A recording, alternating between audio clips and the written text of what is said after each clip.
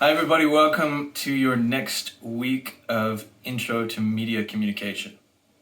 Let's talk about the masses and the end of the masses.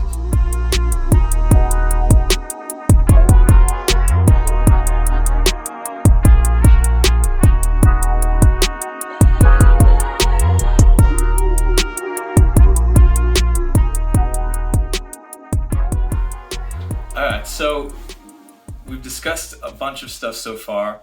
You've had a number of key terms that you're starting to think with and to apply to the everyday, I hope. I want to talk today about how mass media and pop culture sort of connect and how it's allowed for things to happen that couldn't happen before. So for example, we probably have, I'm sure you have celebrity crushes, people you follow who are, in Hollywood or whatever, and you probably feel like you have a connection to them, which is not weird or bad, but not from our cultural standpoint. But when you think about it, it is fairly strange if you were to be like an alien observing all this, right? That we follow or we quote maybe, or we definitely tell our friends about our favorite or least favorite moments of people in their lives that we don't actually know and we've never met and we never will meet, really. Maybe at best we've seen them walking down Hollywood Boulevard, or we've seen, an interview at Comic-Con or something where they were live, but we were, 200 feet away from them. It's a strange process because we feel like we're connected, but we also know that we're not. And media allows us to do that, mass media in particular. There's so much I want to talk about, but I want to just think about a few things, right? So one of them is, there are early cases that we can study and that media studies scholars have done that demonstrate when this kind of thing started. And really it started with mass media. So one of the differences between media, like regular media, and mass media is that mass media allows us to broadcast or send out messages indiscriminately. Meaning if I write a letter, that's a medium. I'm using a medium. I'm using a pen, I'm using a paper. I send it to somebody, but that person is the person I want, hopefully if it works, right? That person I want to read my letter is reading my letter and not a bunch of other people. Whereas if I do a radio broadcast, let's say I have an FM radio or a ham radio or something, I can broadcast within a certain parameter. There is the ability then, I said parameter, but I meant perimeter. So anyway, there's an area where I am able to broadcast a signal. Anyone within that area, within that perimeter, is able to hear it. I can't say, I want John to hear that, but Susie, I don't want you to hear this, right? Like, you're going to hear it if you tune into that station. So that's sort of how mass media distinguishes itself from regular or just media. So all mass media is a form of media, but not all media is mass media. Only the places that allow us to put out messages like that. So radio, obviously, television broadcasting, pretty much the internet. The internet is a broad concept, but if you're posting something on YouTube, for example, you can't really say, I want 5 of my friends to see this, unless it's private and you send a private link. That's a little bit different. But yeah, mass media allows us to send out messages, and that's when certain forms of celebrity became what they look like today, or started to. So there's this famous study by Robert Merton and Lazarsfeld on Kate Smith.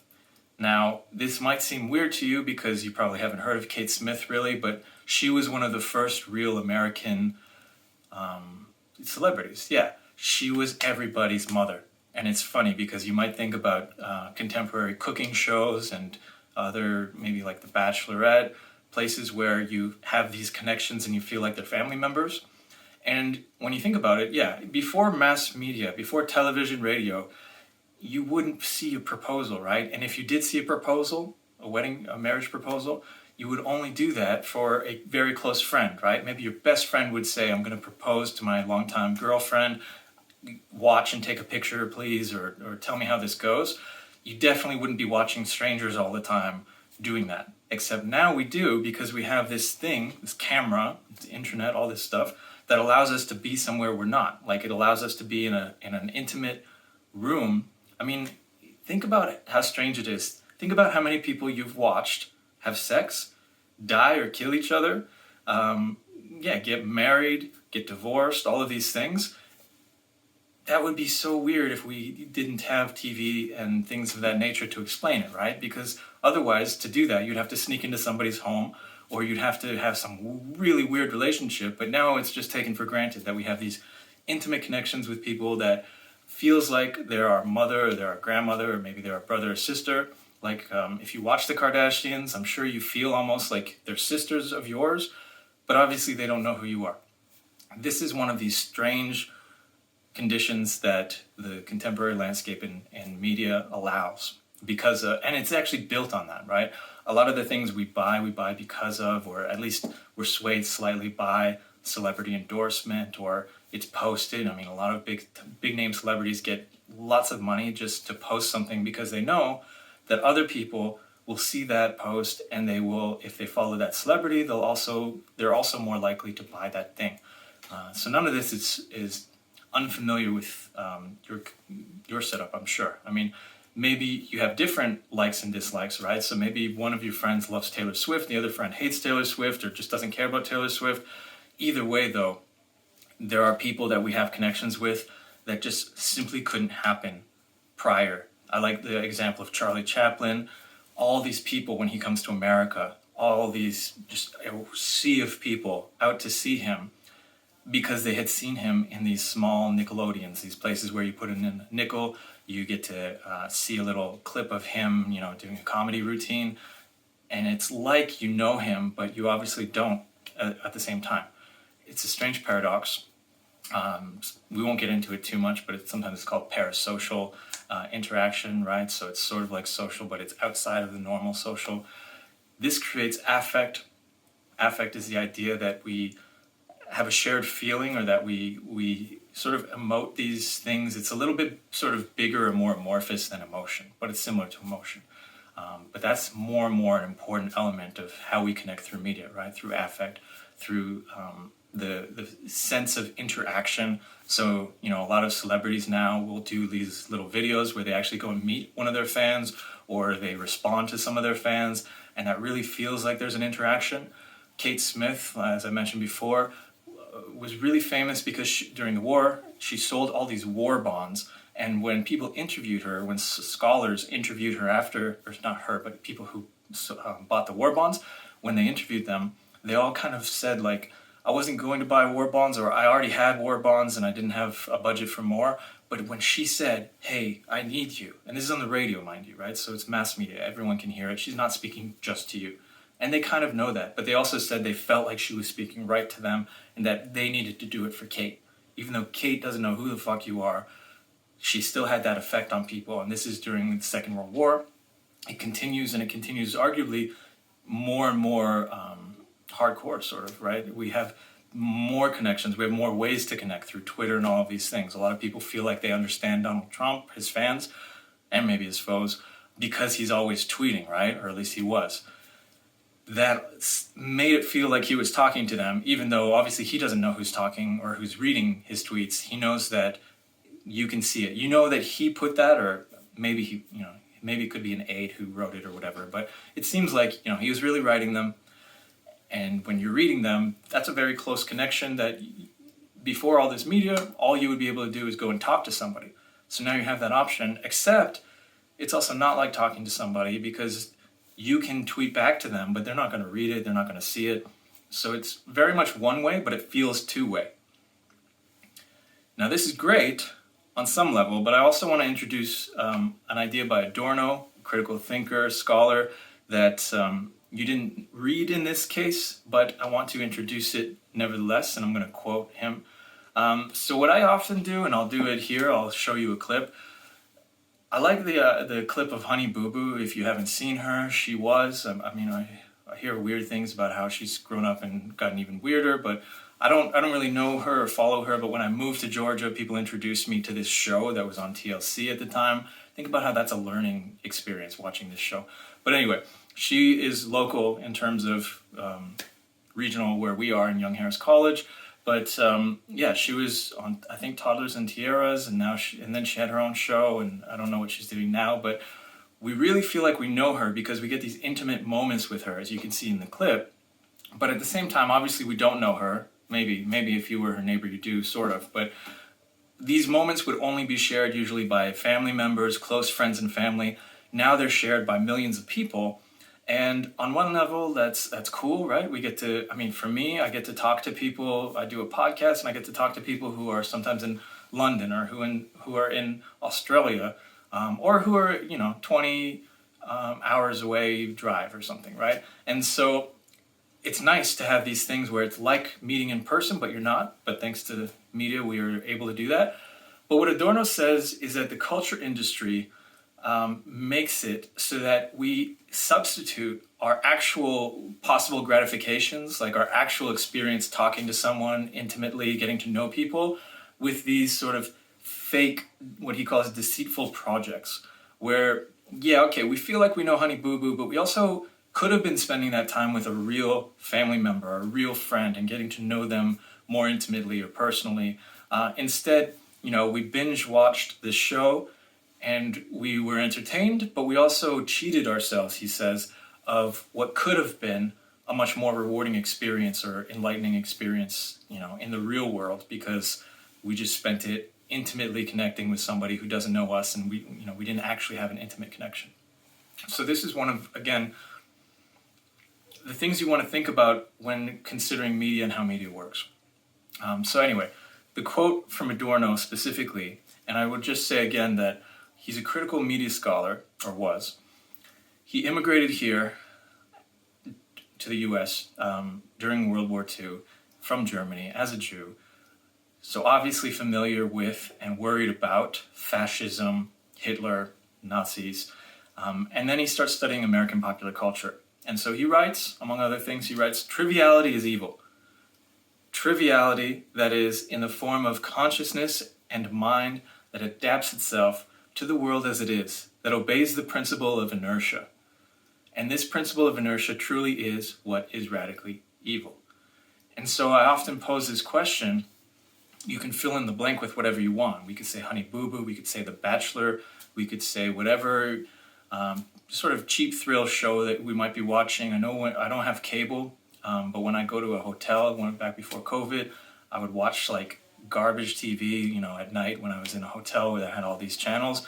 I watched, what was the most recent one? Like there's My 600-Pound Life or something like that about, morbidly obese people. There's a Honey Boo Boo show. There's ones about tattooing.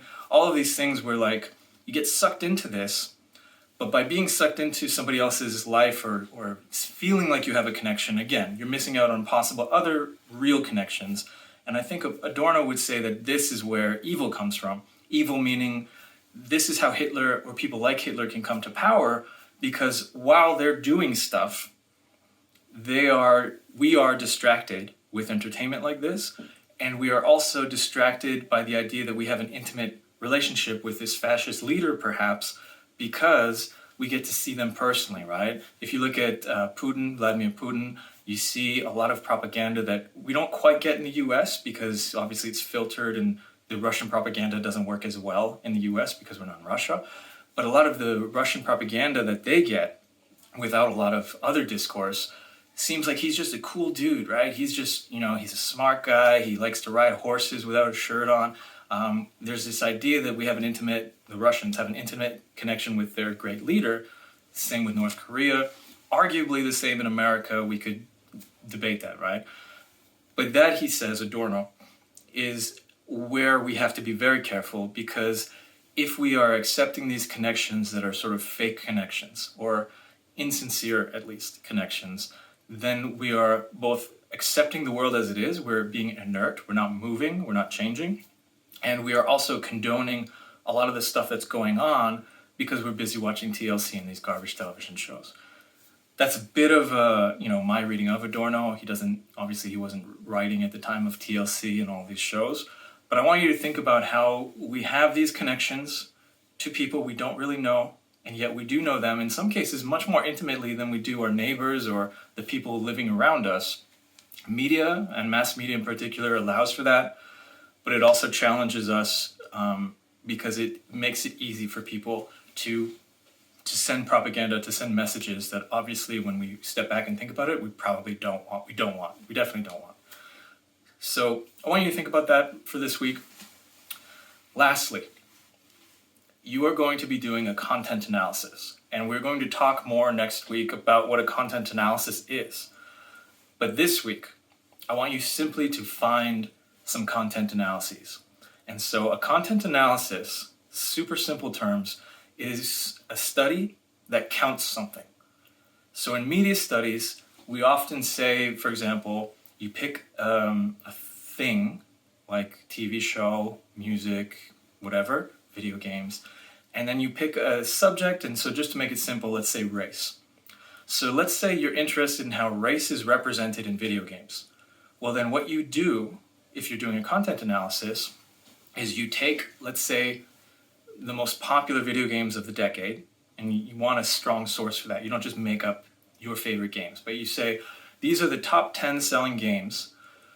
I've gone through each game and counted how many characters there are and divided them by the way that they represent race. So there were, 200 characters in these games in total.